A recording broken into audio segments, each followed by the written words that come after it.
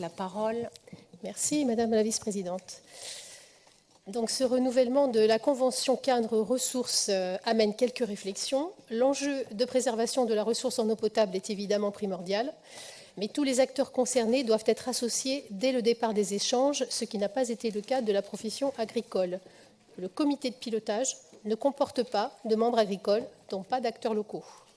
Cette convention devrait avoir pour objectif de contribuer à une agriculture productive qui assure notre souveraineté alimentaire, alliant préservation de l'environnement et rentabilité pour l'ensemble des acteurs de la filière. Mais une fois de plus, le sacro-saint Néo-Terra est invoqué et devrait une fois de plus amener des contraintes supplémentaires pour les entreprises et les agriculteurs.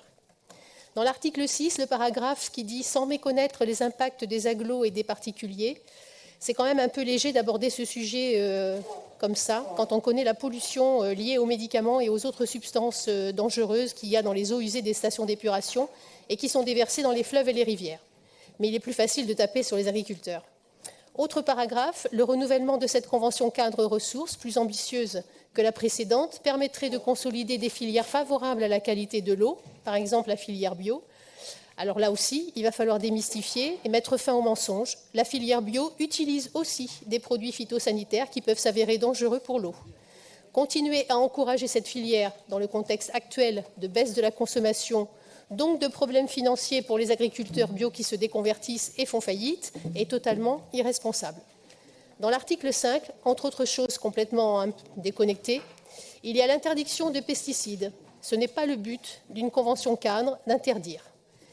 Il y a toujours plus d'interdictions, sans solution de remplacement pour les agriculteurs, des entraves à la liberté d'entreprendre, de travailler, d'envisager l'avenir du métier et donc en ricochet la perte de notre autonomie alimentaire. Nous actons donc ici que nous allons importer ce que l'on ne pourra plus produire sans tenir compte des conditions de production de ces produits importés. Ce qui se passe ici pour notre agriculture la plus vertueuse du monde, je le rappelle, c'est ce qui s'est passé pour notre industrie, puis pour notre production d'énergie, et tout cela pour des petits arrangements dogmatiques.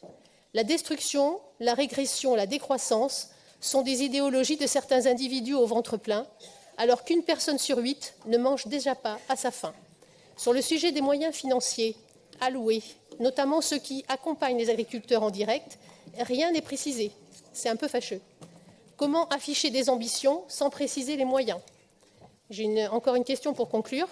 Quid des conditions de sortie des périmètres quand la qualité de l'eau est améliorée et le permet? Tout ceci ne fait pas envie ni rêver. C'est pour ça que mon groupe Les Républicains, nous voterons contre.